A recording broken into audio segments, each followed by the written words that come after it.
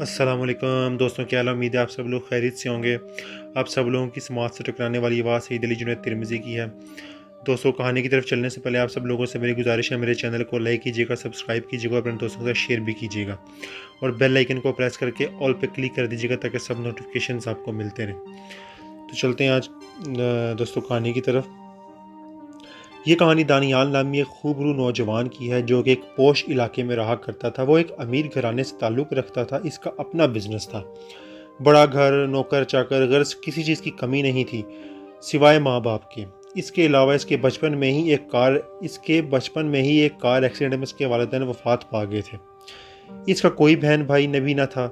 सिर्फ एक चचा थे जिन्होंने इसके वालिदैन की मरने के बाद इसकी परवरिश का बेड़ा उठाया था। अकरम चचा साहब की भी कोई औलाद ना थी और इनकी बीवी भी 2 बरस कबल इन्हें छोड़कर जा चुकी थी। इन्होंने दानियाल को बिल्कुल अपनी औलाद की तरह पाला था। इसकी हर जायज़ नाजायज़ ख्वाहिश पूरी किया करते थे। यही वजह थी कि दानियाल बहुत बिगड़ गया था। ऐसी बात नहीं थी कि वो बहुत बदतमीज़ था या बदलिहाज था। बस पैसे की फरावानी और बेजान लाड़ प्यार की वजह से वो बहुत ज़िद्दी हो गया था। रात भर घर से बाहर रहना, दोस्तों के साथ जुआ खेलना, शराब पीना, गर्ज हर किस्म की बुराई इसमें मौजूद थी। अकरम साहब इसे बहुत समझाया करते थे मगर इसके दिल और इसके कानों पर कोई असर न होता था। वक्त गुजरता रहा और एक दिन अकरम साहब भी दानियाल को तनहा छोड़कर दूसरी दुनिया में चले गए। अब दानियाल दुनिया में बिल्कुल अकेला रह गया था। इसका घर में भी दिल नहीं लगता था, इसलिए वो बहुत ज़्यादातर वक्त अपने आवारा दोस्तों के साथ गुजारता था जो कि महज इसके पैसे और अय्याशी के लिए इसके साथ रहा करते थे। दिन यूं ही गुजरते रहे कि अचानक एक दिन दानियाल की ज़िंदगी में एक ऐसा वक्त आया, इसकी ज़िंदगी ही बदल गई। वो एक ऐसी अंधेरी रात थी जब दानियाल अपनी बड़ी सी गाड़ी में सिनेमा से फिल्म देखने के बाद अपने घर की जानिब रवां दवा था। रात का 1:30 बज रहा था, लेकिन इसके लिए ना कोई नई बात ना थी। वो अक्सर रात 4-4 बजे तक अपने दोस्तों के साथ रहा करता था। आसमान पर स्याह रंग के बादल छाए हुए थे। ऐसा लगता था जैसे कुछ ही लम्हों में बस बारिश शुरू होने वाली है। दानियाल बारिश शुरू होने से कबल घर पहुंचना चाहता था, इसलिए इसने गाड़ी की रफ्तार तेज़ कर रखी थी। गाड़ी में हल्का हल्का म्यूज़िक बज रहा था और दानियाल अपने ख्यालों में महव ड्राइविंग में मसरूफ़ था। अचानक इसकी नज़र सड़क किनारे खड़े एक खूबसूरत वजूद पर पड़ी जो कि स्याह चादरें मलबूस था। पहले तो इसने गौर किया, लेकिन फिर इस ख्याल के तहत कि शायद किसी को मदद की ज़रूरत हो, इसने गाड़ी इस शख्स के पास जाकर रोक दी और पूछा, क्या आपको कहीं जाना है? सामने वाले ने कोई जवाब ना दिया। रात काफ़ी गहरी थी, इसलिए इसे ये अंदाज़ा ना हो सका कि वो सामने खड़ा हुआ वजूद कोई शख्स का है या औरत का है। अचानक इसकी नज़र इसकी कलाई पर पड़ी जहाँ इसे सुर्ख रंग की चूड़ी नज़र आई, जिससे इसे मालूम हुआ कि वो एक लड़की थी। लड़की ने पूरी तरह अपने आप को छुपा रखा था और स्याह चादर से नकाब भी कुछ इस तरह से कर रखा था कि इसकी आंखें बामुश्किल नज़र आ रही थीं। अगर आपको कहीं जाना है तो प्लीज़ आप गाड़ी में बैठ जाएं, मैं आपको छोड़ देता हूँ। रात काफ़ी हो चुकी है और बारिश भी होने वाली है। इस वक्त कोई टैक्सी वगैरह भी आपको नहीं मिलेगी। दानियाल ने वजाहत पेश की। वो लड़की शायद इसके साथ जाना नहीं चाहती थी, इसलिए वो कुछ देर खामोशी से वहीं खड़ी रही, कुछ सोचती रही। फिर किसी ख्याल के तहत वो इसकी गाड़ी में आकर बैठ गई। गाड़ी कुछ ही देर में अपनी मंजिल की जानिब रवां दवां थी। पूरे रास्ते इनके बीच कोई बात ना हुई। लड़की कुछ ना बोली और ना ही दानियाल ने कुछ पूछना मुनासिब समझा। कुछ आगे जाकर एक अंधेरी गली के सामने पहुंचकर लड़की ने गाड़ी रोकने को कहा। दानियाल ने गाड़ी रोक दी। वो गाड़ी से नीचे उतरी और दानियाल को शुक्रिया अदा किया।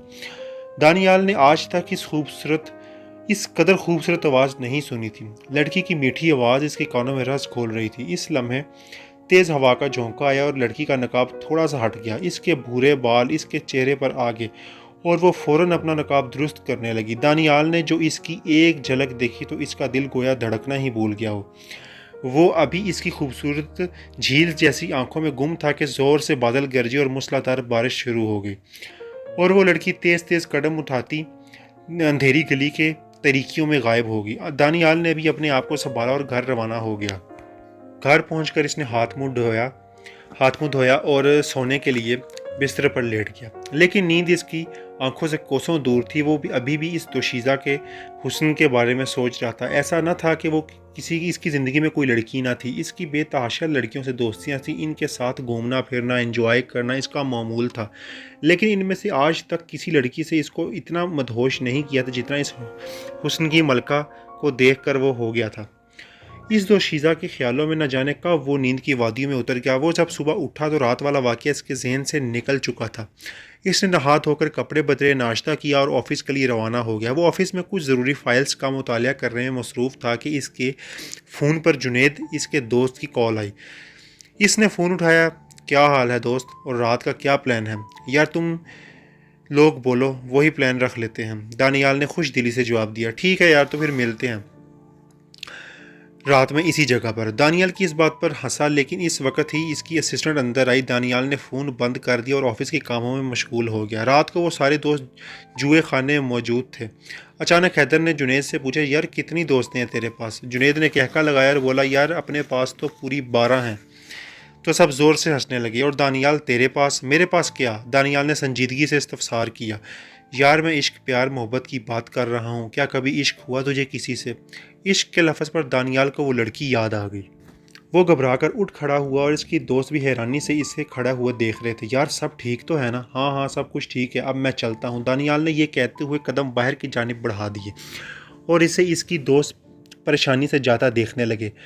वो आज फिर इसी रास्ते से गुजर रहा था जहाँ इसको 2 दिन पहले वो लड़की दिखाई दी थी, लेकिन आज सड़क खाली थी, लड़की कहीं भी नज़र नहीं आ रही थी। बल्कि ये तो दानियाल का मामूल था कि वो हर रोज़ इसी रास्ते से गुजरता था ताकि वो इस लड़की की एक झलक दोबारा देख सके। लेकिन इसको हमेशा मायूसी ही हुई, वो लड़की नज़र न आई। वो बहुत उदास और बेचैन रहने लगा। इसकी अय्याश दोस्त भी इसे इस हाल में देखकर परेशान थे, क्योंकि एक तो इनका खर्चा पानी बंद हो गया था, फिर एक दिन वो इसे नज़र आ ही गई। वो इसे देखकर ऐसे खुश हुआ जैसे इसे बरसों से किसी की तलाश थी जो पूरी हो गई हो। रात काफ़ी गहरी हो चुकी थी। क्या मैं आपको आपके घर छोड़ सकता हूँ? दानियाल ने हकलाते हुए पूछा तो वो चुपचाप आकर इसकी गाड़ी में बैठ गई।